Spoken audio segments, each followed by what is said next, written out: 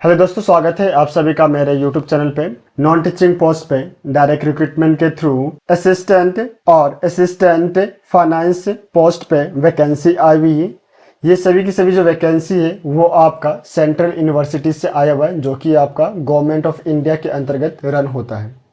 तो चलिए वीडियो को स्टार्ट करते हैं और देखते हैं कि कितनी पोस्ट की वैकेंसी आई हुई है, अप्लाई करने का प्रोसीजर, एज लिमिटेशन, सैलरी और बाकी जो टर्म एंड कंडीशंस होते हैं उन सभी को हम लोग इस वीडियो में कवर करते हैं। तो ये आपका रिक्रूटमेंट नोटिस है और ये रिक्रूटमेंट नोटिस आपका इंडियन मैरीटाइम यूनिवर्सिटी यानी कि भारतीय समुद्री विश्वविद्यालय से ये वैकेंसी आया हुआ है। ये एक सेंट्रल यूनिवर्सिटी है जो कि आपका गवर्नमेंट ऑफ इंडिया के अंतर्गत रन होता है। यहाँ से जो है आपका डायरेक्ट रिक्रूटमेंट बेसिस पे कैंडिडेट को रिक्रूट किया जा रहा है in the post of assistant और असिस्टेंट फाइनेंस। असिस्टेंट के लिए आपका 15 पोस्ट की वैकेंसी है, वहीं आपका असिस्टेंट फाइनेंस में आपका 12 पोस्ट की वैकेंसी आया हुआ है।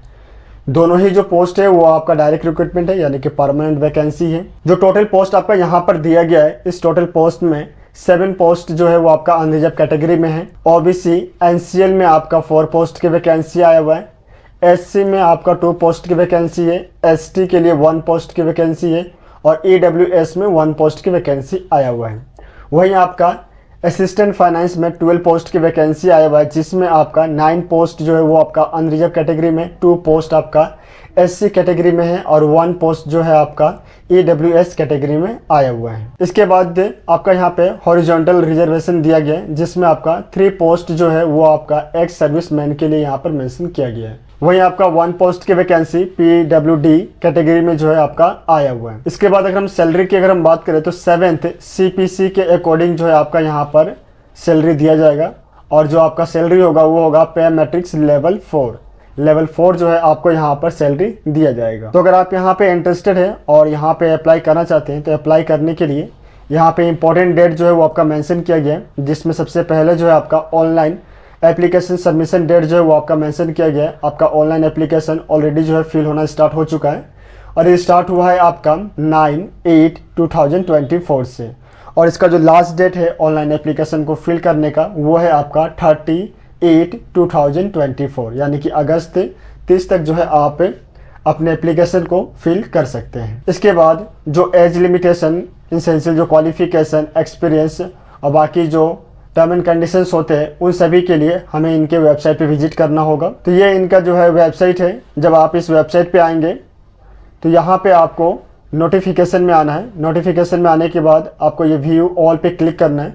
जब आप इस पे क्लिक करेंगे तो ये पेज ओपन होके आएगा। इसके बाद जब आप स्क्रॉल करके नीचे की तरफ आएंगे तो जो फर्स्ट नंबर पे आपका यहाँ ऑप्शन दिया गया है रीड मोर का, इस पे आपको क्लिक करना है और जब आप इस पे क्लिक करेंगे तो ये न्यू पेज जो रिक्रूटमेंट का है वो आपका ओपन होके आएगा और यहाँ पे ये फर्स्ट रिक्रूटमेंट दिया गया है जिसको अभी हमने कवर किया है।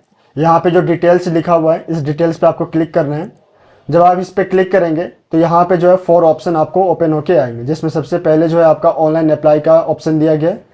दूसरा जो है आपका एडवर्टाइजमेंट का ऑप्शन दिया गया जिसको अभी हमने कवर किया है। इसके बाद आपका जनरल गाइडलाइंस एंड इंस्ट्रक्शन का दिया गया है और रिक्रूटमेंट रूल्स का जो है लास्ट में ऑप्शन दिया गया है। तो आपको जो है जो जनरल इंस्ट्रक्शंस एंड गाइडलाइन जो दिया गया है इस पे आपको क्लिक करना है। जब आप इस पे क्लिक करेंगे तो ये जो पेज है वो आपका ओपन होके आएगा। यहाँ पे आपका डेट सबसे पहले मेंशन किया गया है, जिस इंपॉर्टेंट डेट को अभी हमने कवर किया। इसके बाद जब आप इसको स्क्रॉल करके नीचे की तरफ जाएंगे तो जो एसेंशियल जो क्वालिफिकेशन है, जो प्रोसेस है आपका ऑनलाइन एप्लीकेशन को फिल करने का, वो सभी जो है आपका यहाँ पर मेंशन किया गया है। जिसमें अगर हम क्वालिफिकेशन के लिए देखें तो यहाँ पर जो है आपका क्वालिफिकेशंस को मेंशन किया गया है। क्वालिफिकेशन और सपोर्टिंग डॉक्यूमेंट्स में कौन कौन से आपको डॉक्यूमेंट्स के सेल्फ अटैच कॉपी को जो है अपलोड करना है वो सभी जो है आपका यहाँ पर मेंशन किया गया है। जिसमें सबसे पहला जो आपका 10th स्टैंडर्ड सर्टिफिकेट जो है या फिर इसके इक्विवेलेंट सर्टिफिकेट होंगे आपके पास में, उसको जो है आपको अपलोड करना है to support your date of birth. इसके बाद जो आपके 10+2 स्टैंडर्ड के सर्टिफिकेट आपको अपलोड करने हैं। इसके बाद अगर आप किसी कैटेगरी से बिलोंग करते हैं उस कैटेगरी का सर्टिफिकेट जो है आपको अपलोड करना है। अगर आप नॉन क्रीमी लेयर में आते हैं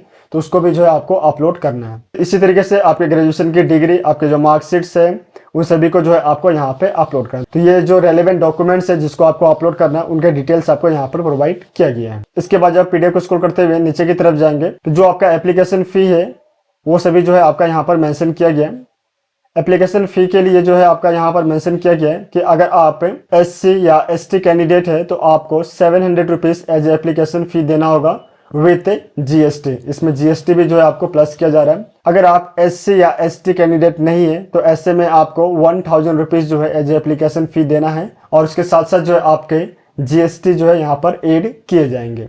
तो ये जो है आपके एप्लीकेशन फ़ी के बारे में यहाँ पर एक्सप्लेन किया गया है। इसके बाद जो आपको यहाँ पर एग्जाम पैटर्न रखा गया है उसके लिए जो सिलेबस होंगे वो सभी जो है आपका यहाँ पर मेंशन किया गया है। आपके सिलेबस के बारे में यहाँ पर डिटेल में बताया गया है, तो इनको जो है आप अपने बिहार पे एक बार जरूर स्टडी करें। इसके बाद जब आप पेज नंबर 7 पे आएंगे तो ऑल ओवर इंडिया में कौन कौन से सेंटर्स जो है एग्जामिनेशन के लिए दिए जाएंगे उसके बारे में जो है आपका यहाँ पर डिटेल दिया गया है। तो टोटल जो है आपका यहाँ पर 12 सेंटर जो है वो आपका यहाँ पर मेंशन किया हुआ है। तो आपके नियरेस्ट जो भी सेंटर होगा उस सेंटर को जो है आपको यहाँ पर फिल करना है ताकि आपको एग्जामिनेशन के समय में कोई भी तकलीफ ना हो और ज़्यादा लॉन्ग जर्नी जो है वो आपको ना करना पड़े। इसी तरीके से बाकी जितने भी जो टर्म एंड कंडीशंस है वो सभी जो है आपका यहाँ पर मेंशन किया गया है। तो इन सभी को जो है आप अपने बिहार पे एक बार जरूर स्टडी करें, क्योंकि अगर मैं पूरे टर्म एंड कंडीशंस को कवर करूँगा तो ये वीडियो जो है वो बहुत ज़्यादा लंबा हो जाएगा।